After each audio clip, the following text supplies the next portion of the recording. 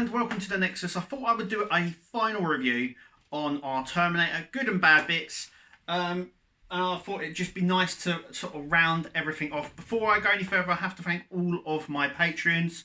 You guys are awesome. Thank you for supporting me.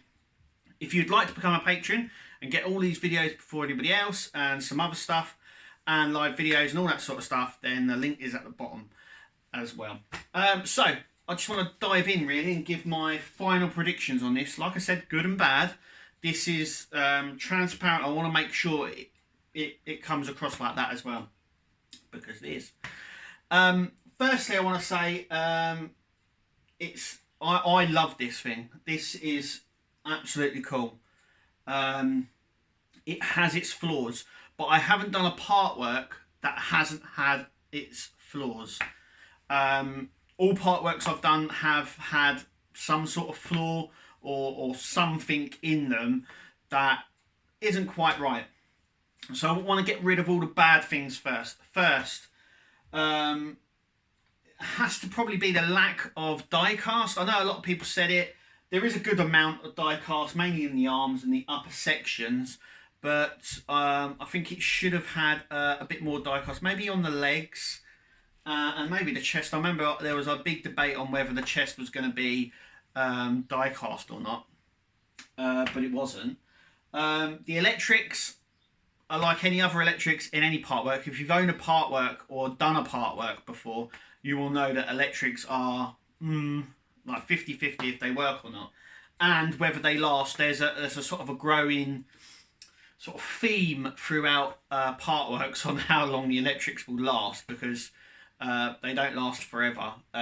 My D'Agostini Millennium Falcon, some of the lights and stuff like that now don't work on it. I don't know why. Some of them work, so they work off the same circuit board, but some of the lights don't work. They seem to have a shelf life. It's really weird. Sometimes they last forever, sometimes they only last a few years or so. But in terms of this, it's actually pretty straightforward. It weren't too bad. I did have problems obviously with the eyes, and I know some people have had problems with the electrics as well for this. Obviously there is the teeth, though you can get a mod for that. There was big criticism about the teeth on it, and I think we have to come to two of the biggest problems that the Terminator actually has, and that is with the wrist joints just here on the wrists, the ball joints, and the fingers, as everybody knows. Even with the apparent fix that Hachette did, Agora also faced this problem as well. There's one thing about Agora is they don't change anything of any models that they get from Hachette. So the problems that you'll get in the first one, you'll also get them in the D'Agostini version. Though when they did do the finger fix for it, I think that's included in the D'Agostini one. But like I said, that ultimately sometimes didn't work, and I had problems even with the finger fix with the fingers, and I've had to glue them in place. It was a big fiasco. There is a few mods out there if you want that. I have put my Terminator in the fist position because one, because of the finger problem, and two, because I think that he mainly would be walking like that. I don't know if he'd be walking with his hands up like this or something. Also as well, I've noticed that a lot of people have now had problems with him holding his weapon. Now this was a few years ago, back when it first started. I went to MCM in Manchester, and they had him on display, and they had his gun. Now I asked people at the desk why he wasn't holding his gun, and they said they couldn't get him to hold it. And the alarm bell started ringing. So I know some people have got him holding the gun, and I know some people have struggled big time, and I also know that some people actually snapped the wrist joint trying to get the gun in. As you can see, I don't have the gun. I brought mine at the newsagents. He doesn't actually need it, depending on what one you're going for. Sometime in the start of the Terminator movie, he has two, but you can have the one. You're supposed to hold it with both hands, but I'm really happy with what I got. I just want to touch back on the electric side. Now the base is perfect, but the eyes didn't move, obviously. Also, I found out as well in the long side is you have to turn off the power pack in the back of the head. As anyone has noticed, it drains within 24 hours. So I'll put some really expensive Duracell batteries in these long life ones, and they didn't last 24 hours. They were drained, completely dead, within 24 hours. I don't know why that is. I know some people have also found that problem. So if you want to keep his eyes lit up, I would take the back of the head off and switch him off each time. Otherwise, it just literally drains the batteries overnight. I don't know what it is. It's normally... I found that sometimes with other part works that could be with sort of something touching metal wise. There is a lot of die cast in the head section here, the top section here, the back of the head, the face plate, all that sort of stuff. There's a few bits inside as well, so maybe there's a contact point there that's draining the batteries. I don't know, but the base itself is very good, but the eyes there, like I said in my other video, I'm not going to be moving the jaw. I don't think I've even used those functions, but the lights I have, but like I said, they drain. If you don't keep the lights on all the time, they drain really quickly. In fact, I kept the lights on his eyes all night once, and they were still drained. So my advice would be to turn them off. With the base, they're still on. They're still working. In fact, I can show you here. One as well, another little niggle. Why do we have to build this? I don't really know, but as you can see, the lights are all working on it now. So I don't know why that is, why it doesn't drain on the base, but drains on the top. Could be a connection problem. Could be draining it somewhere, earthing it or something. But anyway, like I said, with most part works, you tend to get some sort of electrical problem with them anyway. It's just part and part now. But like I said, there is mods out there. I know there's a sound mod. There is something really nice about this as well. We knew it was going to come with the sounds. It said that it was going to come with the iconic theme song. But obviously the other ones, the laser guns and the background noise, was completely off. I didn't know that was ever going to be in it. So it was a nice surprise actually. Yeah, so that's all the criticism out of the way. I think because, like I said, it needed more die cast. There's electrical problems with it. The fingers and the wrist pegs on this. Anything, basically all the upper stuff. Also as well, it suffers from very loose shoulder joints just here. But like I said, once I've found a pose for him, which is what he is in now, I'm going to keep him in that pose. So that's all that. Good points. I love the size of it. I love everything about it really, even though it has its flaws. I absolutely love it. It's got some really good points. It's articulated. Okay, so there is not a figure out like this in this size that is articulated. I mean, you can move its arms, its legs, its shoulders in any sort of position really. It's not. It's limited somewhat, but not really. So that's another good thing, is that you can have it in sort of any pose that you want. That's a really good point to make. Also as well, despite the lack of die cast, I think it's got the right amount.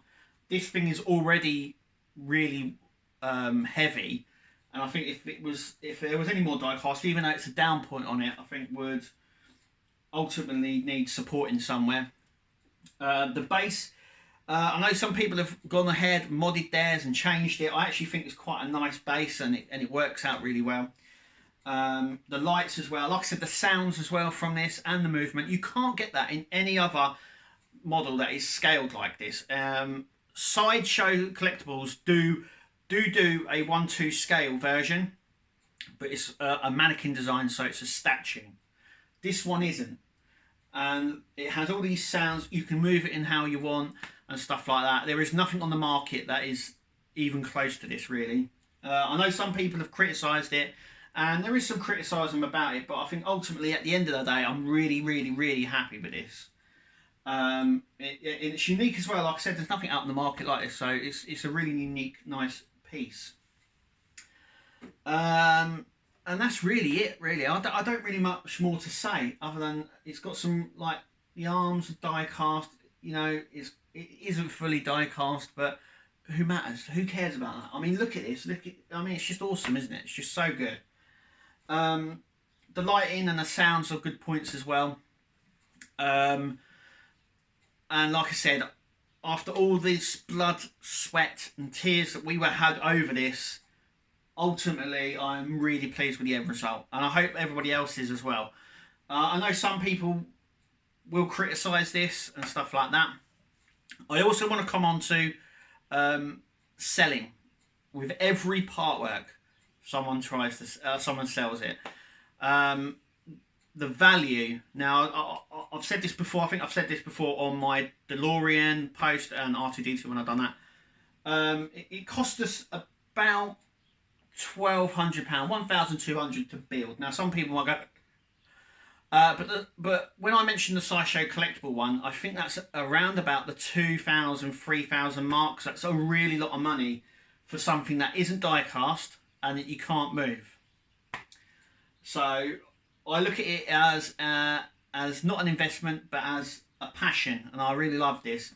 Obviously, I understand if people have to sell it and stuff like that, but normal market value on this is half of what you paid.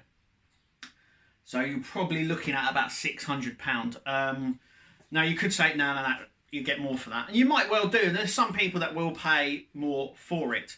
But take into account things like the Millennium Falcon, the Agostini's Millennium Falcon, really good build. But actually you can pick one up, fully built, lit up and everything like that, for around £300, £200. The R2D2 that was done by D'Agostini, another one you can pick up for less than three or four. You can pick up for less than £400. The DeLorean as well. I've seen the DeLorean many times sell as well for around that sort of price, to £400 or £500.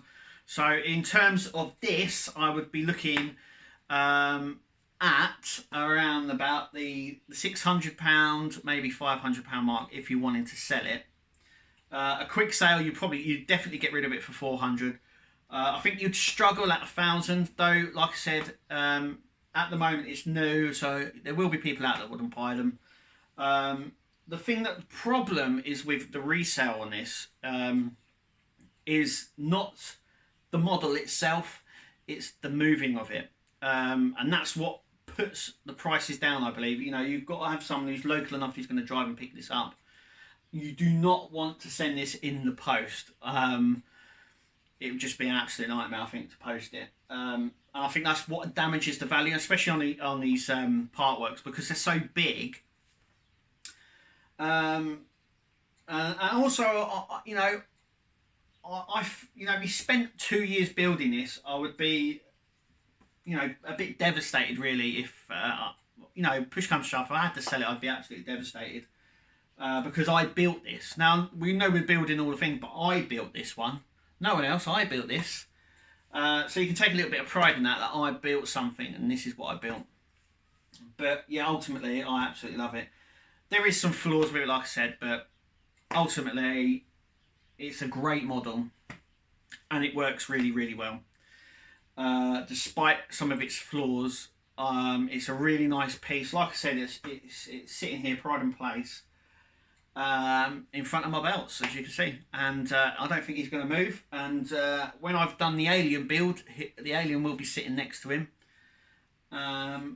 But yeah, I'm just ultimately very, very happy. I hope everybody else is who's built it, and I hope everyone else is really happy that they've followed me on the journey. And I have to say thank you very much for following me on this journey, because it is a journey.